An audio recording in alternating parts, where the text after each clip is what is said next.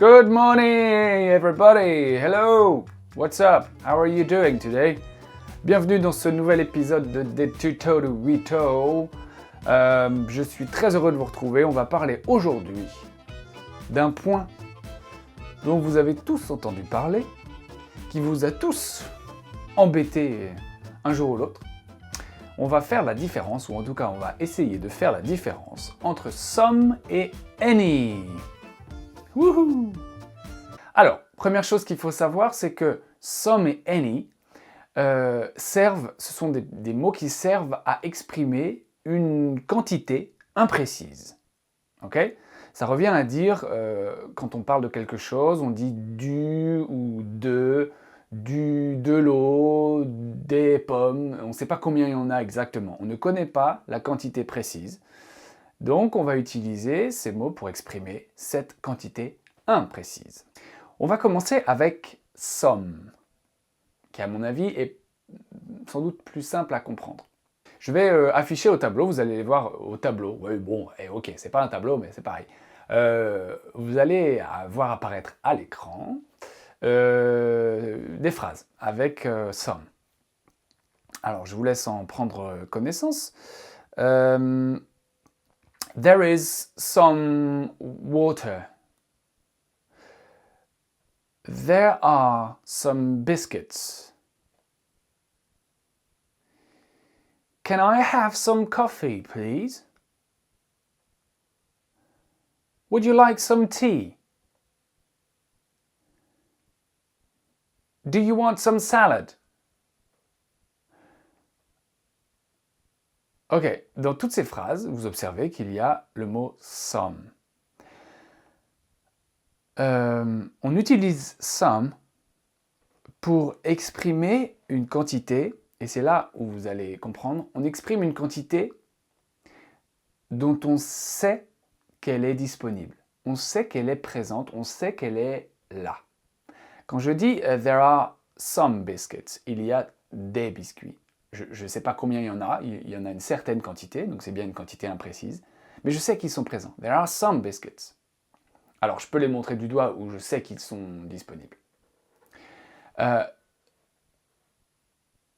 There is some water. There is some water. Il y a de l'eau. On voit l'eau, elle est là, elle est disponible, mais on ne sait pas en quelle quantité elle est. Can I have some coffee? Quand vous demandez, quand vous posez une question, can I have some coffee? Est-ce que je peux avoir du café? Vous ne précisez pas a cup of coffee, vous ne dites pas une tasse de café, vous dites du café, mais vous savez, si vous posez la question, c'est que quelque part vous savez qu'il est là, vous savez qu'il est disponible. Quand vous proposez quelque chose à quelqu'un, regardez la phrase « Would you like some tea ?» Si vous proposez quelque chose, du thé à quelqu'un, c'est que vous savez potentiellement que vous pouvez lui en donner. Sinon vous ne lui proposeriez pas. Pareil, « Do you want ?» avec le verbe « want », vouloir. « Do you want some salad ?» Est-ce que tu veux de la salade?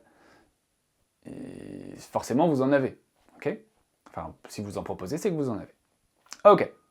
Donc, vous avez compris qu'on utilise some quand on sait que la chose dont on parle est disponible, qu'elle est présente. Et vous allez aussi observer que dans toutes les phrases que j'ai proposées là, il n'y a pas une seule fois une phrase négative. C'est-à-dire que some n'apparaît jamais dans les phrases négatives. Donc c'est quand même un point important pour faire la différence entre les deux. Si vous avez une phrase négative, vous ne pouvez pas avoir some.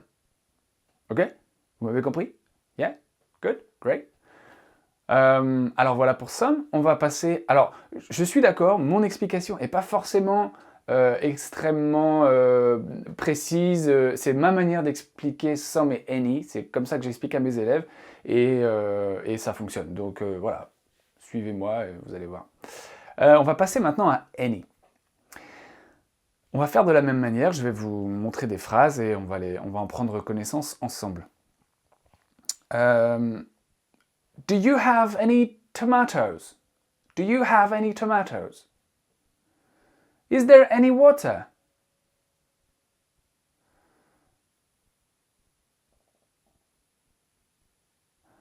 Are there any biscuits? There isn't any sugar.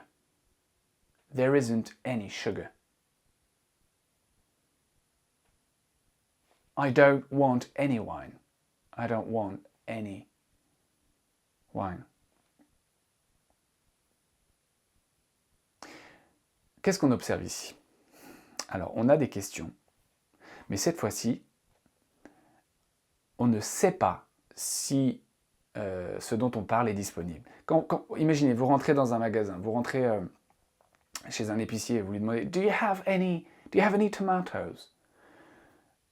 Vous ne savez pas s'il en a. Alors, vous vous doutez peut-être qu'il en a, mais vous n'en êtes pas sûr. Ok? Quand vous posez la question « Is there any water ?» Y a-t-il de l'eau? Is there any water? Vous ne savez pas, vous ne connaissez pas la réponse, donc forcément vous utilisez any. Quand vous dites there isn't any sugar, there isn't any sugar, il n'y a pas de sucre, vous savez qu'il n'y en a pas. Vous savez qu'elle n'est pas disponible, donc vous utilisez any. Ok? Donc, conclusion, on utilise some quand on sait que la chose dont on parle est disponible, elle est là. Et on utilise any quand on ne sait pas, ou quand on sait que la chose n'est pas là. Ok? Quand c'est négatif. Et dans tous les cas, on utilise ces mots-là pour parler d'une quantité imprécise. Some, any, ça reviendrait à dire du ou des ou de là, quand on ne peut pas compter précisément ce dont on parle. Ok? Right.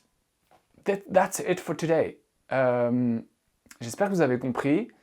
Ça, comme tous les points de langue, ça nécessite une explication d'abord et après une utilisation. Donc à chaque fois que vous allez voir some ou any, posez-vous la question et vous allez voir que vous allez vite comprendre est-ce que la ressource est disponible, est-ce qu'elle n'est pas disponible, est-ce qu'on sait que la chose est là ou est-ce qu'on sait qu'elle n'est pas là.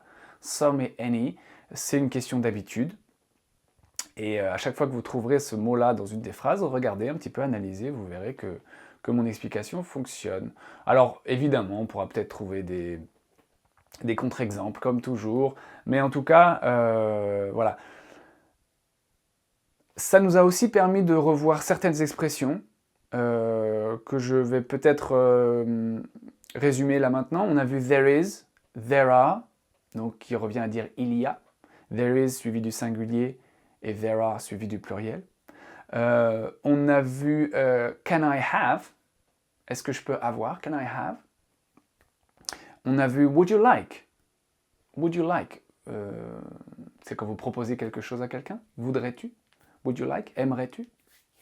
On a vu do you want, le verbe want qui veut dire vouloir, do you want, est-ce que tu veux.